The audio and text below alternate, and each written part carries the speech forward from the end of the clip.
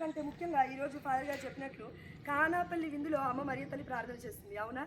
ఎవ్వరు ఆ తల్లికి కొరత గురించి చెప్పలేదు.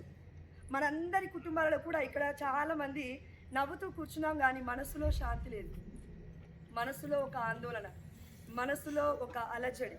ఫేక్ స్మైల్ అందరికీ ఉంటుంది, మనుషులం అంటేనే అది.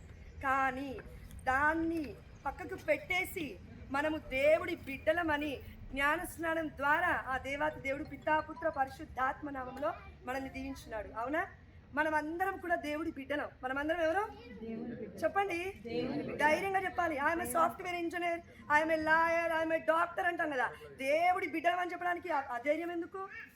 దేవుడు మనల్ని అందరినీ కూడా కన్నాను అని కీర్తన గ్రంథం 2వ అధ్యాయం 7వ వచనం చెప్తూ ఉన్నాడు.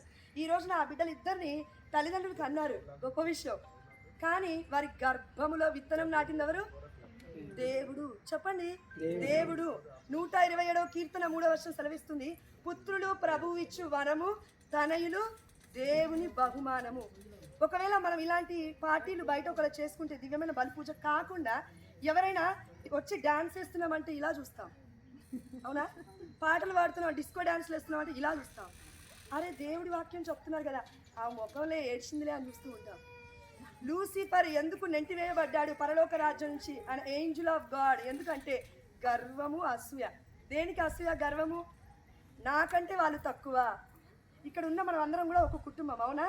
మనం అందరం క్రీస్తులోని శరీర భాగస్థులమే. అవునా?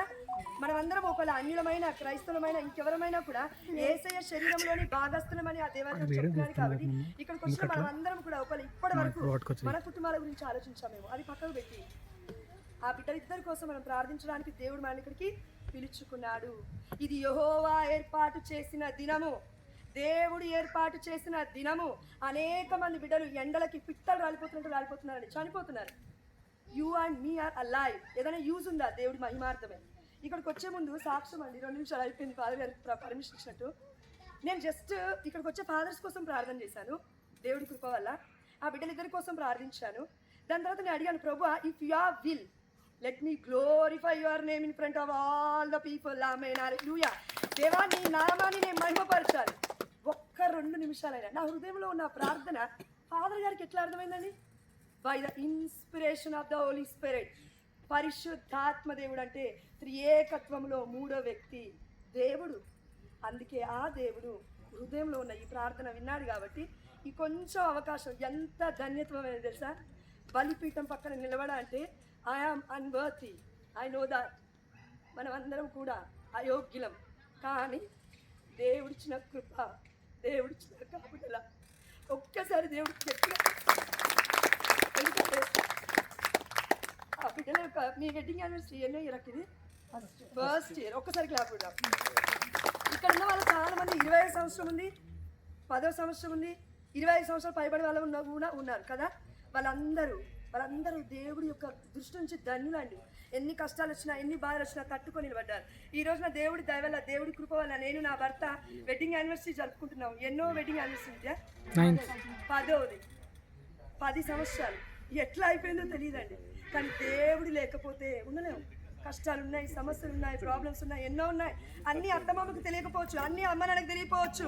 కానీ the all mighty God, invisible God, omni presence of God is watching from heaven. ప్రియమైన దేవుడి బిడ్డ, దేవాదేవుడు చూస్తున్నాడు, ప్రతి కన్నీటిని చూస్తున్నాడు, ప్రతి బిడ్డని చూస్తున్నాడు. ఇక్కడికి వచ్చిన మనం అందరం కూడా ఆ బిడ్డల కోసం ప్రార్థించడం ధన్యత్వం అండి. ఎందుకంటే మరియ తల్లి ఏం చేసింది? కానాపల్లి విందు తర్వాత ఏం చేసింది? ఎలిజబెత్ అమ్మ ఇంటికి వెళ్ళి వందన వచనములు పలికింది, శుభవచనములు పలికింది. అంటే ఇంటికి వచ్చిన మనము కూడా శుభవచనములు పలకాలి, దీవెన పలకాలి. మనం ఇచ్చే గిఫ్ట్ల కంటే ఎక్కువగా మనం ఇచ్చే హృదయము వారికి అవసరం. ఆమేన్, హల్లెలూయా. అందుకే హృదయ శుద్ధి కలవారు ధన్యులు, దేవుని దర్శింతురు. అంత మాత్రమే కాదండి, ఈ బిడ్డల కోసమే కాదు, వాళ్ళ అన్నయ్య జేసన్ అన్న ఉన్నాడు. ఆ అన్నయ్య కోసం మనం అందరం ప్రే చేయాలి ప్రత్యేకంగా. ఆ బిడ్డను అదేవిధంగా దివ్యమైన బలిపీఠం దగ్గర గురువుల మధ్యస్థ ప్రార్థన ద్వారా, వారి తిరుకులముల మధ్యస్థ ప్రార్థన ద్వారా ఈ దివ్యమైన బలిపీఠానికి అబ్రహాము, నేను నిన్ను దీవింతును, నీవు దీవెనకరంగా ఉండు అని ఆదికాండం 12:2 వచనం ప్రకారం యేసు నామములో బిడ్డల కుటుంబము దీవించబడునుగాక. ఆమేన్, హల్లెలూయా. మనం ఒక్కరినైనా ఎవరినైనా బ్లెస్ చేయగలిగితే ఆ రోజు దేవుడి చిత్తం మనం చేసినట్లే. ఒక్కరినైనా దీవించగలగాలి, ఒక్కరినైనా ఆశీర్వదించగలగాలి. మన హృదయంలో ఉన్నదంతా కూడా దేవదేవుడు తెలుసు. కాబట్టి ఇంత గొప్ప అవకాశం ఇచ్చిన ఫాదర్ గారికి ధన్యవాదాలు తెలియజేస్తూ ఒక చిన్న మాట ఉందండి బైబిల్లో, ఈరోజు మనం చదివాము, నాకు గాస్పెల్ గుర్తులేదు. ఎవరైతే దేవుడి యొక్క, ఇప్పుడు మన ఫాదర్ గారు చెప్పినట్లు మార్తమ్మ బిజీగా ఉంది. You and me are very busy in our life, job, business, whatever it may be, చాలా బిజీ. పార్లర్ పనులు కూడా చేస్తున్నారు, అన్నీ చేస్తారు. తప్పు కాదండి, వర్క్ చేయడం తప్పు కాదు, బట్ విగ్రహారాధన చేయడం తప్పు, ఐడిల్ వర్షిప్ చేయడం తప్పు. అంటే దేవుడి సృష్టిని చేశాడు, నిన్ను నన్ను అధికారులుగా పెట్టాడు, వీటన్నిటిని తీసుకొని ఆప్ట్ చేసుకొని ఇప్పుడు దేవుణ్ణి సైడ్ చేయడం తప్పు. అది విగ్రహారాధన, అది ఐడిల్ వర్షిప్. సంపాదిస్తున్నావు, బ్రతుకుతావా? ఎన్ని రోజులు బ్రతుకుతావు? లక్షలు కోట్లు ఆస్తిపాస్తున్నా ఎన్ని రోజులు బ్రతుకుతావు? నీ నా జీవితానికి గ్యారంటీ ఉందా? బ్రెత్ ఇస్ ద లైఫ్ అంటే I am the way, I am the truth, I am the life అని దేవాదేవుడు యేసుప్రభువు మనకి చెప్తున్నాడు. అంటే ప్రియమైన దేవుడు బిడ్డలారా, ఆదికాండం 2:7 యెహోవా ప్రభు మనందరికీ ఊపిరిని ఊదాడు, అవునా కాదా? 2వ అధ్యాయం 7వ వచనం, మానవుణ్ణి తీసుకొచ్చి తన ముక్కు రంధ్రంలో ప్రాణవాయుని ఊదాడు. నువ్వు ఊదావా?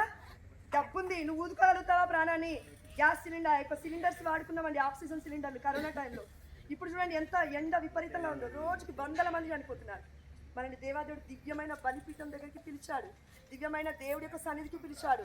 అంటే మనం అందరం కూడా దేవుడి యొక్క బిడ్డలుగా ఆ బిడ్డని దీవించాలని ఆ దేవాదేవుడు ఈరోజు God has chosen every one of us. దేవుడు మనల్ని నియమించుకున్నాడు, ఎన్నుకున్నాడు, ఈ చిన్న పసికందుతో సహా. కాబట్టి దేవుడి యొక్క బోధనలను ఆలకించిన మరియమ్మ పునీతురాలైంది. మార్తమ్మ బిజీగా ఉన్నప్పటికీ కూడా దాని తర్వాత మెల్లగా రియలైజ్ అయ్యి పునీతురాలైంది. ఒక్కసారి వాళ్ళిద్దరికి కూడా క్లాప్స్ కొడదాం. కనకలి కొత్త సభలో అంత గొప్ప జీవితాన్ని జీవించిన పునీతుల మధ్యస్థ ప్రార్థన ద్వారా ఆ దేవాదేవుడు మనందరి ప్రార్థన ఆల్రెడీ ఆలకించున్నాడని విశ్వసిస్తూ ఇంత గొప్ప అవకాశం ఇచ్చిన ఫాదర్ గారికి, ముగ్గురు ఫాదర్లు కూడా నా యొక్క నిండు వందనాలు. ఆమేన్. హల్లెలూయా. దేవుడికే సమస్త ఘనత, మహిమ, ప్రభావములు చెల్లిగాక. ఆమేన్.